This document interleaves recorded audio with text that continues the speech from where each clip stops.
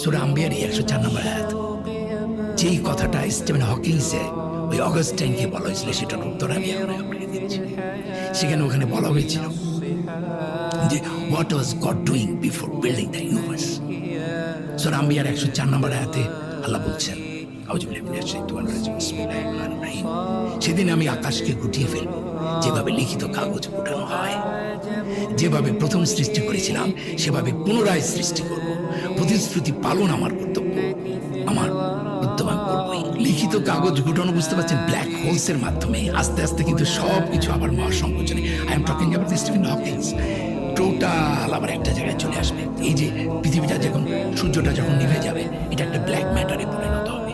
এবং যেটা হয়, এরকম জমতে জমতে জমতে জমতে একসময় মহাবিশ্বের সবগুলোকে সে একত্রে নিয়ে আসবে। তাহলে ওতপ্রোতভাবে এটা ছিল, আল্লাহ বিগ ব্যাং করলেন, আবার ওইটা আবার আগের জায়গায় চলে গেলেন। কি বলেছেন? আমি তারপর আবার পুনরায় সৃষ্টি করব। তার মানে এক বিগ ব্যাং থেকে মহাসংকোচন, আবার সেই মহাসংকোচন থেকে আবার বিগ ব্যাং, এইটাও infinite time. So what was God doing, it's out of question. এটা আমার প্রশ্নই হতে পারে না। এক বিগ ব্যাং থেকে আরেক মহাসংকোচনের টাইমটা আমরা চিন্তা করতে পারি না। কাজী আমার জ্ঞান, আমি আল্লাহকে বিচার করছি একটা মাত্র পৃথিবী আর মানুষ আমার নিজের সাথে তুলনা করে।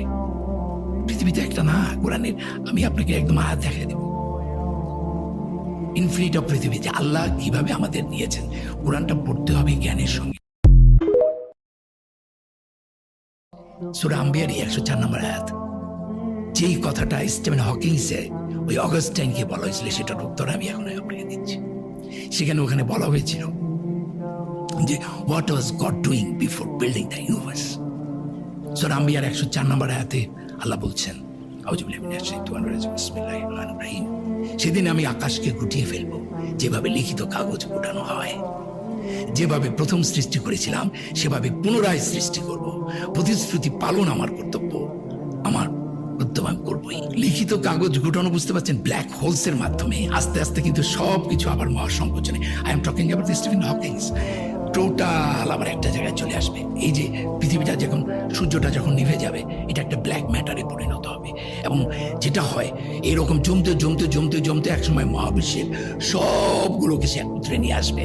তাহলে ওতপ্রোতভাবে এটা ছিল, আল্লাহ বিগ ব্যাং করলেন, আবার ওইটা আবার আগের জায়গায় চলে গেলেন। কি বলেছেন? আমি তারপর আবার পুনরায় সৃষ্টি করব। তার মানে এক বিগ ব্যাং থেকে মহাসংকোচন, আবার সেই মহাসংকোচন থেকে আবার